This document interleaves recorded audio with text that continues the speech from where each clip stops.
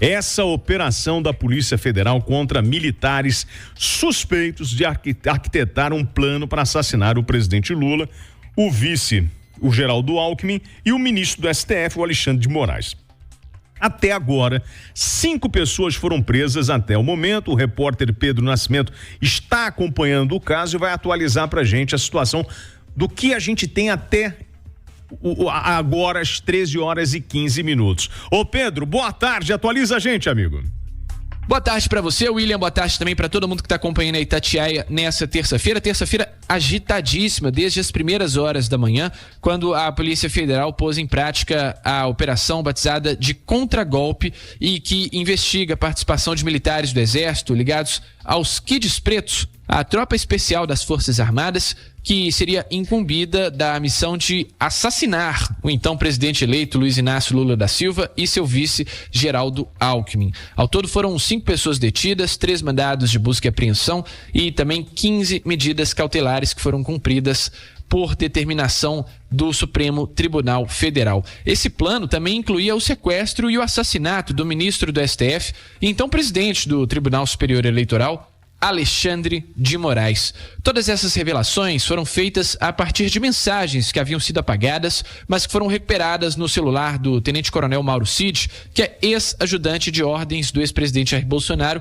e que firmou um acordo de delação premiada com a Polícia Federal nesse caso. Conforme a investigação, esse plano, William, ele foi elaborado entre novembro e dezembro de 2022, com previsão de ser executado no dia 15 de dezembro, ou seja, antes da posse do presidente Lula. Nesse período, o inquérito da PF mostra que esses militares que foram detidos nessa terça-feira trocaram várias mensagens, compartilharam informações pessoais sobre a segurança dessas autoridades e também a rotina de todos os alvos. Em um trecho desse inquérito, a PF inclusive destaca que as ações de monitoramento da rotina do ministro Alexandre de Moraes já estavam em andamento, mas os militares relatavam dificuldades devido a esse deslocamento que ele fazia entre Brasília e São Paulo e também devido aos seus protocolos de segurança que foram reforçados devido a ameaças que o ministro recebe. Nesse contexto, a ideia dos militares seria executar Alexandre de Moraes através de um envenenamento ou utilizando explosivos e armas de fogo. Outro detalhe nessa investigação é que o plano para executar Lula e Alckmin após eles vencerem as eleições de 2022 foi discutido na residência do general Braga Neto, que foi vice na chapa de Jair Bolsonaro em 2022, encontro que ocorreu no dia 12 de novembro daquele ano. Nessa terça-feira a gente teve repercussão a respeito desse assunto e a primeira delas foi do ministro-chefe da Comunicação Social, Paulo Pimenta, que fez uma relação entre essa operação de hoje e os casos que ocorreram em Brasília no dia 8 de janeiro. Vamos acompanhar. Isso acaba colocando por terra qualquer discurso de que as pessoas estavam lá no dia 8 de janeiro, de forma democrática, protestando. Não, né? Foi uma tentativa de golpe de Estado, com a participação de pessoas diretamente ligadas ao ex-presidente. Esse general era secretário executivo da Secretaria de Governo, portanto, atuava dentro do Palácio do Planalto. Esses coronéis são coronéis, né, de uma área muito sensível do Exército Brasileiro, de operações especiais, e essa investigação precisa levar das últimas consequências para que realmente todos aqueles que atentam contra a democracia sejam identificados e paguem por esse crime, porque a sociedade precisa, né, definitivamente compreender que crime contra a democracia é algo que não pode ser tolerado. E por isso que a gente não pode falar em anistia e não pode falar em impunidade. Lembrando, William, que a defesa desses acusados e de todos os citados nessa operação ainda não se manifestaram. Hoje, a partir das 14h, o tenente-coronel Mauro Cid presta um novo depoimento à Polícia Federal justamente para esclarecer pontos a respeito dessa operação de hoje. Em tese, os crimes relatados pela Polícia Federal são de abolição violenta do Estado Democrático de Direito, golpe de Estado e organização criminosa. De Brasília, Pedro Nascimento. Ô, gente, a primeira coisa que eu tenho para dizer sobre esse caso é o seguinte: vagabundo é vagabundo, ponto. Se você tem um general com outros oficiais tramando a morte de alguém para aplicar golpe, ou sei lá por quê, é vagabundo, é bandido, é criminoso. Eu não estou pré-julgando. Baseado nas informações que nós estamos recebendo agora, e aí eu já disse hoje mais cedo, a gente não tem acesso a todo esse inquérito, mas você imaginar que os caras estavam lá na casa de uma autoridade dizendo o seguinte: olha, vamos envenenar o fulano, vamos explodir o outro.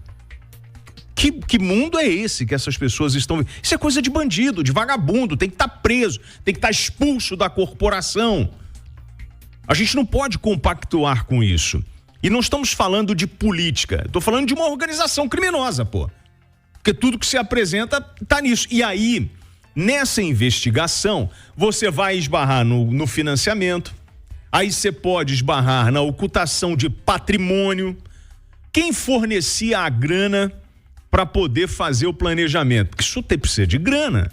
E aí falam assim, em torno de 100 mil reais. De onde vinha o dinheiro? Quem era o cara que ia botar? Isso estava saindo do bolso do general? Tem algum grupo interessado nisso? E nessa investigação você vai esbarrar em fake news e um monte de coisa. E aí a gente deixa de imaginar esse mundo de Alice onde nada acontece. O que a gente está enxergando agora é uma trama de vagabundos, de bandidos tramando a morte de uma pessoa. E seja o presidente Lula ou qualquer outro, a gente não pode compactuar com isso, porque vagabundo é vagabundo. É eles lá e eu cá. Por falar em mundo do crime, qual foi o nome da penitenciária? A Dutra Ladeira. Hoje eu estive no sistema penitenciário, né, vendo de perto aquele programa de capacitação de presos, e eu vou trazer a reportagem para os senhores na quinta-feira. Em relação a essa investigação da Polícia Federal, a qualquer momento nós voltamos com novidades, que agora está igual aquelas doses homeopáticas. Aos pouquinhos eles estão revelando, já revelaram a história do envenenamento, do codinome, enfim. E a gente vai passando para vocês o que está chegando para a gente. Mas volto a dizer que não dá para achar que é uma coisa legal. Imaginar que tem um generalzinho lá reunido com seus soldadinhos tramando a morte de uma pessoa. Desculpa, bandido. Se isso realmente aconteceu, é coisa de bandido, de criminoso.